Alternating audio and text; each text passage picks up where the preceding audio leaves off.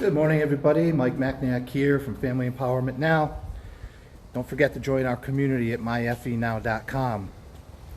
All right, so I want to continue talking about my concept that I brought up yesterday, this tough love idea, and whether or not people believe in tough love and just that's it, you know, we're cutting you out.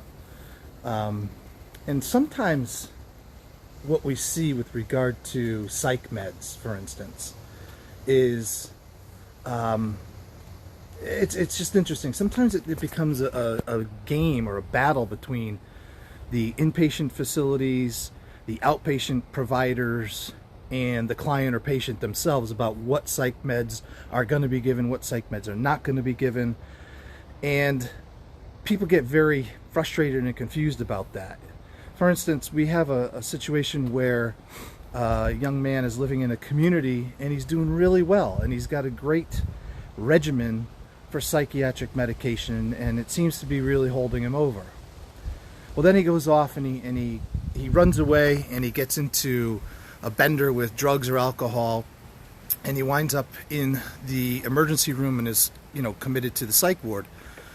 Well, then the doctor at the psych unit is saying, well, he's not presenting as psychotic right now, so I'm going to take him off of the psych meds and address the addiction issue that he's facing or medical issue that he's facing.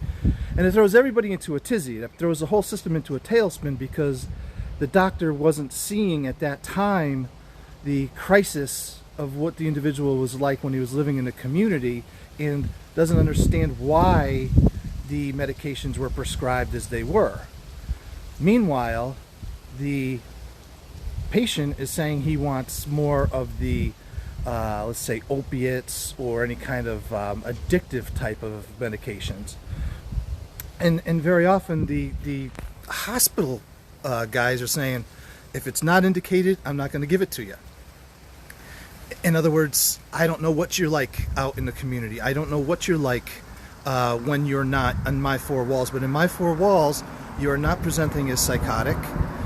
Therefore, I am not going to prescribe psych meds, and you have to, you question it and you raise your eyebrows about it and you get mad about it. But I had this really interesting interaction with a doctor last week, and I really heard him. I really got it, because he also went on to explain things about the addictive pills that I'm going to talk about tomorrow.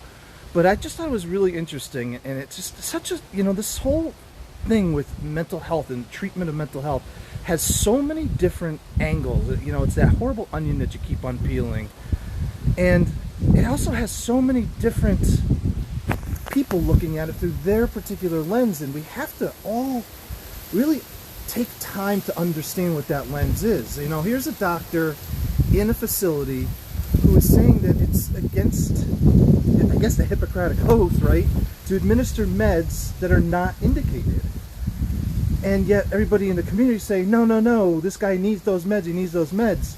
And the doctor's saying, not here, he doesn't. So it's really a quandary, and I don't have an answer. I'm just throwing it out there as a debate. I'm throwing it out there as something to help you maybe understand what we see very often in this system. And and to help you sort of maybe share your stories. So go to myfenow.com and sign up for our anonymous network. Become part of that discussion, and let's talk more about these and other kinds of sort of troublesome, somewhat contradictory stances that the medical system is taking, because it's important that we air it out, and not only air it out, but also maybe help to inform each other in the system of how things are working or have to work. So anyway, go to myfenow.com, join us in our network, and I will see you all there. Okay, have a great day.